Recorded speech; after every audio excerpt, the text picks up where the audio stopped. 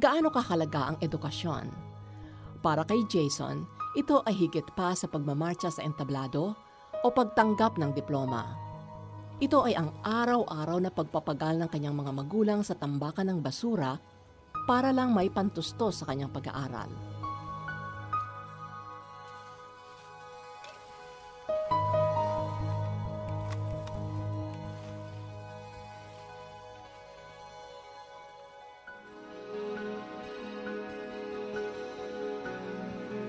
Naalala ko may nagsabi sa akin na lahat nagsisimula sa pangarap.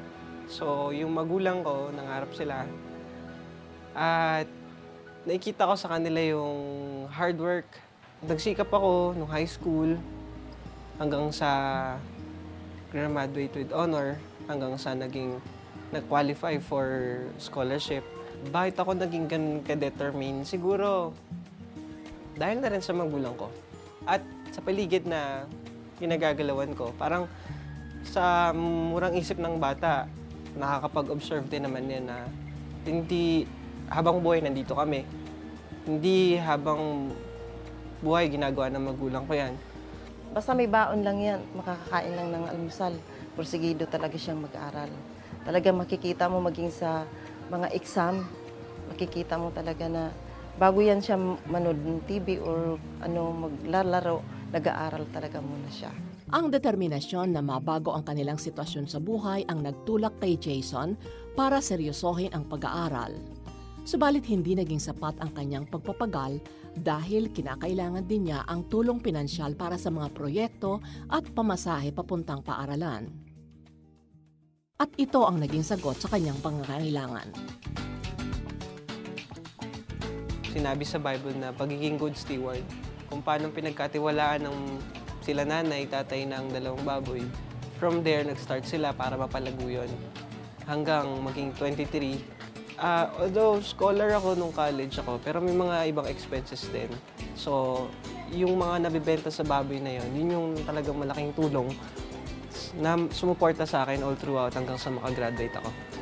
Ang 2 baboy ay kaloob ng Operation Blessing na minsay nagtungo sa kanilang lugar upang maghatid ng tulong sa mga kaawa-awa nating kababayan sa Payatas. Ganong kalaking tulong sa amin yung baboy. Kaya talaga maraming salamat talaga sa Operation Blessing na ginamit na magkaroon kami ng livelihood para masuportahan ng aming mga anak. Habang nasa kolehiyo, nagpatuloy si Jason sa pagiging modelong estudyante para sa kinabukasan at para sa kanyang pamilya.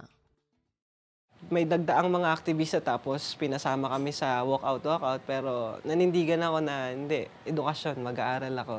So, minsan, kailangan alamin mo rin kung ano yung tama at i-prioritize mo yun. At ito ang naging bunga ng pagsusumikap ni Jason. Nakagraduate siya sa kursong Bachelor's Degree in Computer Science, bagay na lubusang ikinasiya ng kanyang mga magulang. Hindi ko masabi kung gano'n kasi basta napakasaya ako talaga na pangarap ko makatapos siya sa pag-aaral, natugunan at talagang nakita ko na talaga nung mag-marcha kami, di graduation na siya. Nanay, tatay kasi kasama. Ang ganda talaga, sabi ko. Tapos yung inano na nila yung sombrero, tinataas nila tapos sasaluin nila ng ganyan. Tapos sabi ko ang ganun, Panginoon, salamat kasi nga yung pangarap namin, ito na. Naalala ko laging sinasabi ng ibang mga magulang o siyempre karamihan sa mga magulang na galingan mo sa pag-aaral, mag-aaral ka ng mabuti. Pero ang gusto kong idagdag doon, tapusin niyo yung pag-aaral niyo. Kasi kung mag-aaral ka lang ng mabuti, kung paulit-ulit ka lang din sa college or sa schooling niyo, wala ka din kayo mararating. So, para lang yan, running the race. So, kailangan may inumpisahan ka, tapusin mo. Sadyang ang Diyos ay may nakalaang pagpapala sa lahat. Ang mahalaga ay hanapin ito sa pamamagitan ng pagkakaroon ng magandang relasyon sa Panginoon.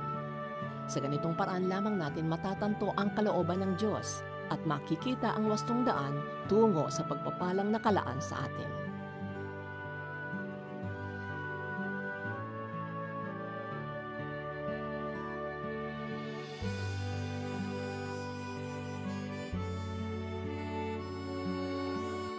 Hay, ang buhay, paikot-ikot lamang.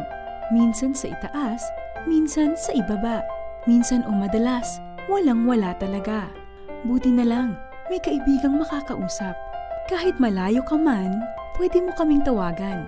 1-800-1888-8700. We're here for you 24/7.